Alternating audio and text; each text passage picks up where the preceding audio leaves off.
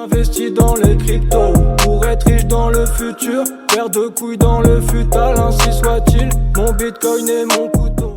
On passe à la deuxième partie sur les cryptos en général, les actualités. Ce sera une vidéo un petit peu plus courte que d'habitude, je trouve qu'il y a moins de choses à dire, il y a moins de choses intéressantes. Vous avez bien senti en ce moment, il se passe plus grand chose quand même. Je vous ai dit sur Twitter, si vous recevez un NFT dans votre wallet, si vous savez pas d'où ça vient, n'interagissez pas avec le NFT. Il y a plusieurs personnes aussi qui m'ont parlé de ça en message privé, qui se sont inquiétées, qui savaient pas trop d'où ça venait et qui savaient pas ce qu'elles devaient faire. Il faut pas y toucher, en tout cas sur le wallet Ethereum. Si vous signez une autorisation, vous risquez de vous faire voler vos cryptos. Donc ne faites rien. Voilà, c'est pas grave. Moi aussi dans mon wallet, j'ai plein d'NFT pourris qui servent à rien qu'on m'a envoyé. J'interagis pas avec et tout va bien. J'ai vu cette nouvelle de Swift qui s'associait à 3 banques pour expérimenter sur des connecteurs de CBDC. Je vais pas aller dans le détail de l'article, c'est pas vraiment ça en fait qui m'intéresse. C'est plutôt que en tombant sur cette nouvelle, je me suis fait la réflexion que maintenant, depuis peut-être 1 an et demi, 2 ans, je vois beaucoup de nouvelles de ce type-là, des expérimentations entre des banques, là c'est Swift, avec des banques centrales, avec les crypto-monnaies ou avec les crypto-monnaies de banques centrales. Il y a énormément de choses, je vois beaucoup de nouvelles dans ce sens-là. Et en fait, ça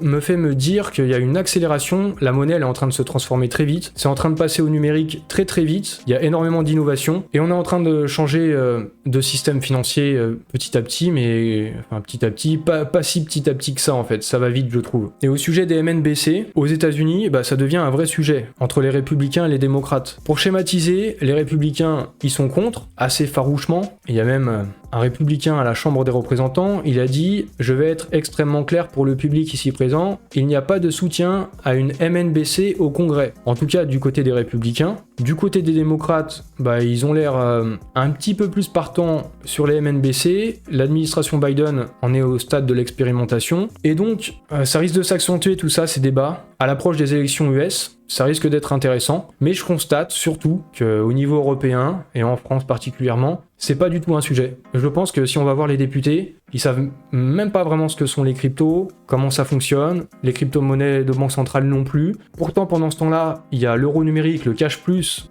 c'est en train d'être expérimenté, le projet il avance, mais à quel moment il y a une consultation, quel moment c'est discuté dans les assemblées, pour l'instant c'est pas du tout un sujet chez nous, alors que je pense que ça devrait l'être. Et en parlant de l'assemblée, il y a un amendement qui est déposé, ça veut interdire l'usage des VPN sur les réseaux sociaux. Autrement dit, qu'il n'y ait plus d'anonymat et que chaque personne puisse être identifiée. Il y a aussi Asher qui en a parlé. Voici l'amendement en question, le texte. Et on en pensera ce qu'on voudra. En fait, un texte comme ça peut être justifié en disant qu'il faut identifier des personnes qui se comportent mal afin de les punir, de les sanctionner. Ça peut s'entendre, mais la majorité des personnes se comportent pas mal et méritent peut-être pas d'être identifiées. Si on se met à identifier tout le monde, il faut aussi penser aux conséquences que ça peut avoir. Ça donne beaucoup de pouvoir à un gouvernement. Identifier tout le monde, ça fait qu'un gouvernement peut identifier les pensées de tous les citoyens. Ça fait que les citoyens peuvent avoir peur de s'exprimer sur tel ou tel sujet, parce qu'ils ne seront plus anonymes.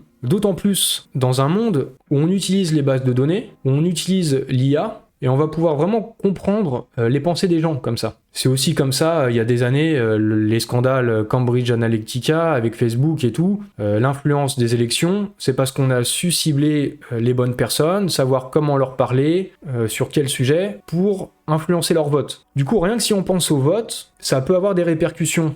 Ça peut avoir des répercussions au niveau de la démocratie, du coup. Et puis, ça nous emmène aussi sur un système de plus en plus à la chinoise du crédit social. Donc, c'est des sujets sur lesquels il faut réfléchir. Il y a également un règlement européen, et ça veut imposer l'analyse des communications en ligne, donc tout ce qui est dit, tous les messages, que ce soit les messages privés ou en public. Et du coup, tout ça sans anonymat, ça peut être un outil de contrôle qui peut être dangereux pour les libertés. Vous avez peut-être vu cette nouvelle, si vous suivez les actus, sur Citi, la 3e banque aux États-Unis, qui lance sa propre blockchain. Là, encore une fois, je vais pas aller de détail de ces informations, c'est pas forcément le plus important. Comme je vous disais au début, ça fait depuis un bon moment, depuis de nombreux mois, qu'on voit qu'il y a des banques commerciales, etc., les banques centrales qui font des expérimentations et qui se mettent sur les technologies blockchain. Et j'ai vu cette réflexion de Grégory Raymond autour de cette nouvelle de la blockchain de Citi. Il dit qu'en fait, leur blockchain à Citi, c'est une blockchain privée et ça va uniquement leur servir en interne. Et il y a beaucoup de banques qui développent des projets similaires. ça fragmente énormément l'industrie. Il y a la HSBC, JP Morgan, Goldman Sachs, ils ont leur propre blockchain. Ces blockchains ne communiquent pas entre elles. Il n'y a pas d'interopérabilité du coup. Ça rajoute de nouvelles briques, alors qu'il faudrait plutôt créer des ponts entre les différentes blockchains. Et il estime que l'avenir, ça appartient plutôt aux blockchains publiques. Je suis plutôt d'accord avec ça, je trouve son raisonnement pertinent, parce que sur les blockchains publiques, tout le monde peut communiquer, personne n'exerce un contrôle sur l'infrastructure, ça reste neutre, et ça coûte beaucoup moins cher à entretenir. Et puis également, je rajouterais que c'est pas leur métier à HSBC, JP Morgan, etc., de construire des blockchains, même s'ils peuvent certainement recruter des personnes compétentes. Mais c'est pas leur métier, et si on parle juste en termes d'efficacité, est-ce que c'est pas mieux de laisser ça aux personnes dont c'est le métier, voire même dont c'est la passion, les petits génies là qui créent des blockchains? Bon voilà, c'est de la réflexion encore que je vous apporte, que d'autres aussi vous apportent comme Grégory Raymond. Réfléchissez sur tout ça. Et maintenant, on va réfléchir à un autre point. Bon, ça concerne plus l'analyse technique. L'analyse technique, c'est pas forcément le plus fiable, mais ça étudie quand même les probabilités, et donc voilà, c'est bien comme indicateur. Et j'ai trouvé une réflexion intéressante de Titan of Crypto. En fait, il étudie la période actuelle, et là, on est sur les 7 derniers mois avant le halving. Il n'y a pas eu beaucoup d'occurrences par le passé, et on a eu seulement 3. Que quelques cycles seulement, donc c'est pas comme si on avait beaucoup de recul sur tout ça. Mais ce qu'on constate, c'est que sur les 3 cycles, on voit là sur le graphe, là c'est la période des 7 derniers mois dans laquelle on est en train d'entrer, avant le halving. Dans cette période-là, il y a un rallye qui commence. C'est pas forcément une explosion d'un coup, c'est pas directement le bull run, mais il y a un rallye qui débute. Ça s'est pas passé en 2020 parce qu'il y a eu un signe noir. Il y a eu le Covid, il y a eu un crash, et ça, c'est quelque chose d'inattendu. A priori, les signes noirs, c'est pas les choses qui ont le plus de chances de se passer. C'est exceptionnel. Du coup, même s'il n'y a pas beaucoup de cycles précédents, voilà, c'est pour ça qu'il faut pas non plus mettre toutes ses billes sur cette hypothèse-là, mais il y a des chances quand même qu'on parte sur un début de rallye, plus ou moins là, à partir de maintenant. Donc gardez ça en tête pour la réflexion. Également, il y a eu la Fed qui a parlé des taux, et on devrait avoir une dernière augmentation de 0,25 points sur la fin de l'année 2023. Donc on commence à voir que ça va être mis en pause, et ensuite on ira sur une baisse des taux, a priori, c'est ce que les gens anticipent. Donc peut-être que à partir de l'été 2024 ou la fin de l'année 2024, il y aura peut-être une baisse des taux, et ça, ce sera assez propice à de l'entrée d'argent sur des marchés plus risqués, donc sur les crypto-monnaies. Mais évidemment, il peut toujours se passer un signe noir. Et pour vous dire que l'analyse technique, c'est bien, mais peut-on s'y fier? Je suis tombé sur ça un petit peu par hasard. Alors, c'est pas pour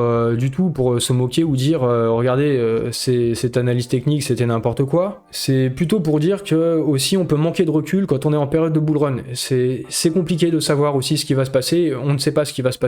Et je vais vous passer un extrait. C'est une vidéo qui date du 2 novembre 2021, donc là on arrive sur le top du bull run, et écoutez ce qui est dit.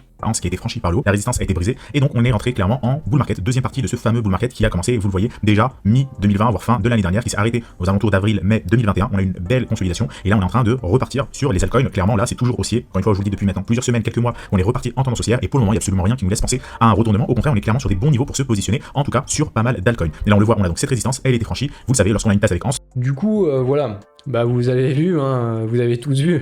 Finalement, ça s'est retourné, et c'était le début du bear market très peu de temps après cette vidéo. Donc voilà, ne pas se fier forcément à l'analyse technique. Et c'est plus anecdotique, c'est plus pour prendre du recul après maintenant presque 2 ans, plutôt que pour dire regardez, ils ont dit n'importe quoi. C'est pas ça le sens de ce que je suis en train de dire. Et voilà, j'ai terminé du coup avec cette émission Twitch. J'espère que vous avez apprécié. Je serai encore présent la semaine prochaine, jeudi prochain pour une nouvelle émission. C'est encore le moment où il y a le petit bandeau en bas, là, où vous pouvez liker, etc. Donc, je vais vous laisser à vos occupations. Je vous souhaite une bonne soirée. Et puis, à la prochaine. Et salut à tous!